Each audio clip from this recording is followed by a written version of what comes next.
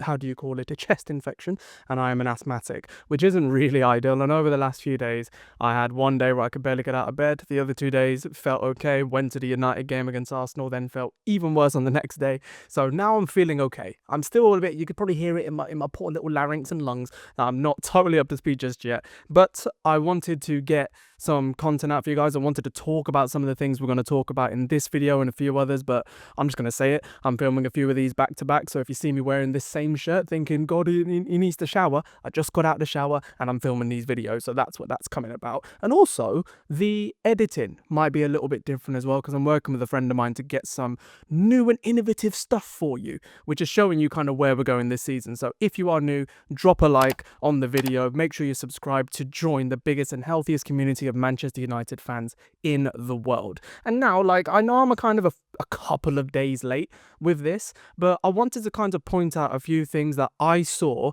at the Man United versus Arsenal game that I think could probably keep us in good stead throughout the rest of the season. So a lot of people have just talked about certain performances, and I'll talk about a few of them, but there were a few nuanced little things that I saw being at Old Trafford that day that I think will actually give us cause for optimism for the rest of the season. So first of all, yeah, I was at the game. I mean, it was amazing. I got to go with Ramel from, you might know him from TGF, but Ramel Henry, a brilliant creator in his own right.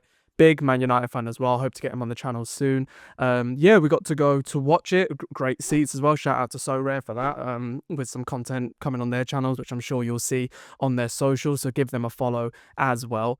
The very first thing is that the atmosphere at Old Trafford, we were kind of in the middle of the Sir Bobby Charlton stand, so we could hear the Stretford end versus the Arsenal end and all this sort of stuff, and I couldn't hear the Arsenal end, that's for one thing, but the Stretford end did not stop stinging throughout the entire time.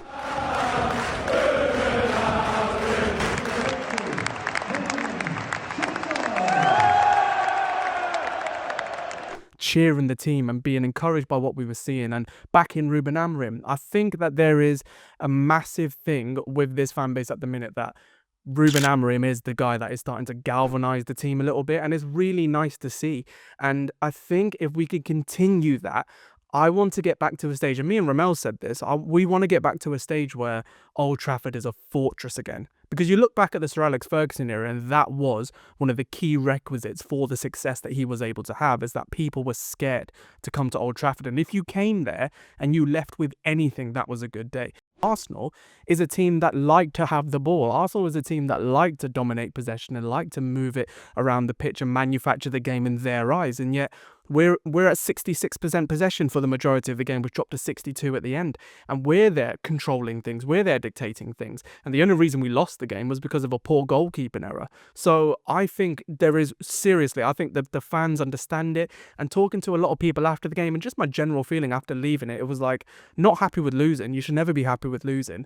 But there's building blocks now. Good results aren't sustainable without the performances to back them up, and the fans understand that. So I think we're taking a step closer to making Old Trafford a harder place to be.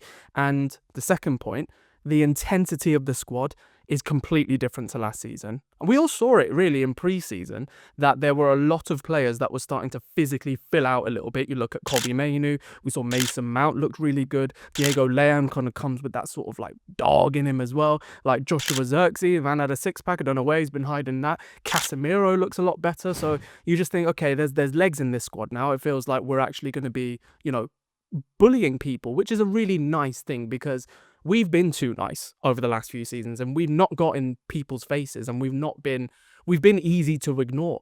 But there were certain performances in that game that were completely unignorable, not just for the fact of their quality, but also that they were just willing to get at Arsenal and to fight them, which was really nice to see. And top of that list for me was Matheus Ligt. I mean, there's other people who you can say might have had a better game in terms of influencing our attacking play and all this, but Matheus Ligt, for me, I've always rated him anyway. I think that he is, people say a Vidic regen. There will never be another Nemanja Vidic, let's just be real. But Matheus Ligt is definitely not afraid to put his head where people are afraid to put their feet. He does have that in common with him, but he was a fighter the entire time. And kind of the build-up to the whole game, you know, not just who would score first between Seshko and Gyokeres, but then you had to be like, well, how much joy are each of those players going to get over their opposing defenders?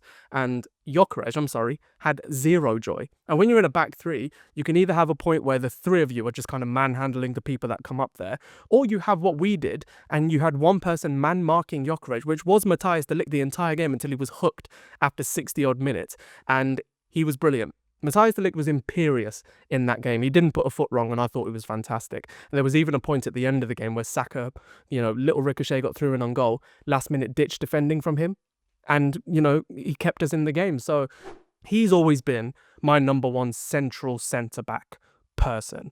Like, I want it to be Lisandro Martinez, Matheus Ligt, and Leny Yoro. That's how it should be. We'll get onto Leny Yoro in a second, by the way.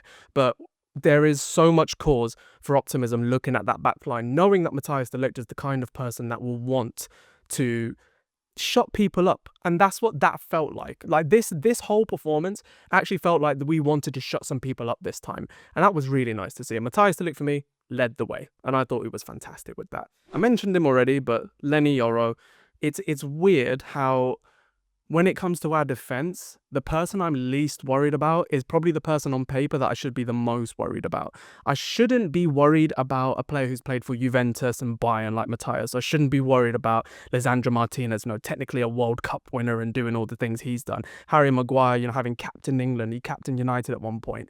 Like, I shouldn't be worried about them, but I'm never worried about Leny. Whenever he's on the ball, or whenever he's being sized up or 1v1, I'm never worried. And that comes after a debut of horrors against Southampton when, Suleimana smashed him at one point. And you just think, God, what have we... Is he going to be up to cause of being a Premier League player? But he's one of those players that are physically filled out over the course of the summer. He's definitely been joining Kobe Mano, as you've seen on their socials, of what they've been doing. And he looks like a real cultured centre-back. And he is the type of player, and I'll say this right now, he's the type of player that if we don't get our act together in about 4 or 5 years, I can understand why he would move on, because he is that sort of level. So I hope that we are just, as a club, we tend to invest in more players like him, which we kind of have this season, which is nice to see. But I want to see us now cultivate a better team so that we can keep players like him. Like, that's what we have to be wary of, because I'll say it now, if Arsenal don't win anything this season, keeping Saliba and Gabriel again for another project, I don't know. But it is, I just think Leny is a fantastic player, and I think it's going to be tough to break into that French centre-back pairing or the French centre-back realm, for the upcoming World Cup. But he has the quality, and I'll be surprised if he's not taken as an option.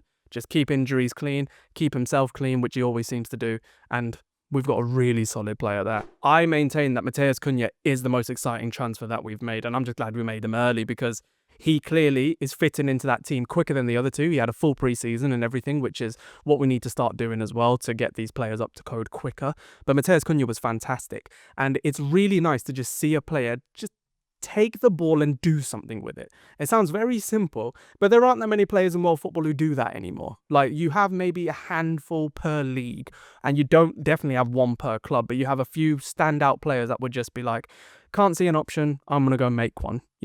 I don't know why this player came into my head, but Iliman Ndiaye of Everton, he stands out a cut above the rest in that team because he's the one that does that. Matheus Cunha did when he was at Wolves, and Burmo did when he was at Brentford. But it's nice to just see someone take the ball on the half term and drive. And that was really good to see. And I think this is a good opportunity for him to demystify the myth around his poor attitude. I mean, only today, at the time of making this, Michael Owen says that he might have an attitude problem. And I don't really agree with the way he left Wolves. I don't agree with the way that he spoke about Wolves as well, because I'm going to make another video on what I think about modern footballers, so please check that out as well. But I think it is a bit silly to be like, he's a problem, he's this. I do think he's a bit more of a maverick. I think he has to be managed in a different way. But they were talking about, he gets sendings off all the time and he does this. He's had one sending off his entire career, and that was at Wolves. And he's had 13 yellow cards since being at Wolves over the course of over 110 appearances. Doesn't seem that bad, does it? So I think there is just a bit of a narrative that is going to be driven around him. And being a Man United player, that's only going to be amplified. But altogether, those 5 things, I think, are really going to be able to put Man United in a good position this season.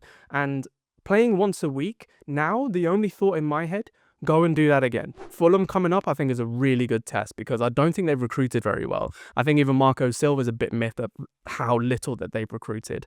And, you know, they've had to keep Rodrigo Muniz, who, you know, I like, away from Atalanta, who made like a nearly £40 million bid because they need to keep their players because they don't think they're going to bring many in.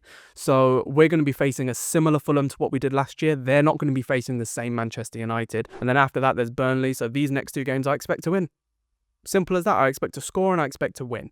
And if we do that over those next 2 games and we lay down a marker for this season that we're not going to get bullied anymore, then that's a really good step for Ruben Amorim. And especially just before the international break, that's the marker you want to lay down. Because even last season, remember, we won the Manchester derby, we beat Arsenal in the FA Cup, and then we drew against Liverpool. We probably should have won at Anfield.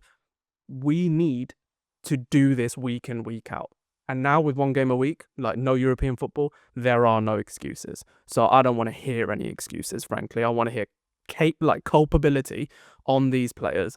And I want us as a fan base to just make that culpability stick. Because I think we actually have players who will embrace that. You know, Ahmad and Mbeumo I haven't even talked about, like the link up with them. And that should be, you know, probably one of the better things that I should talk about in another video as well. It was going to be a point in this, but I don't think there was enough that we saw in that game to really facilitate that.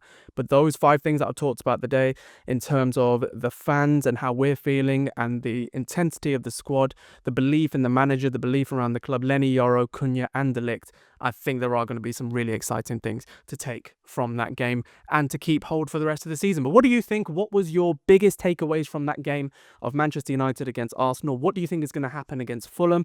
And what do you think is going to happen for the rest of the season? Get all of them down in the comments below. And last time we hit 100 likes on a video. We hit 100 likes before. Can we get 3 back-to-back 100 like videos? That would be amazing. Please do drop a like, subscribe, comment on the video if you've enjoyed it, and if you want to talk about anything more in particular. Watch out for the next couple of uploads, and live streams are coming back. I feel myself getting giddy about them. I feel myself that I'm going to start doing them again when I'm fully fit and able. So I will see you guys soon. Thank you all so much for the support, and I'll see you on the next video.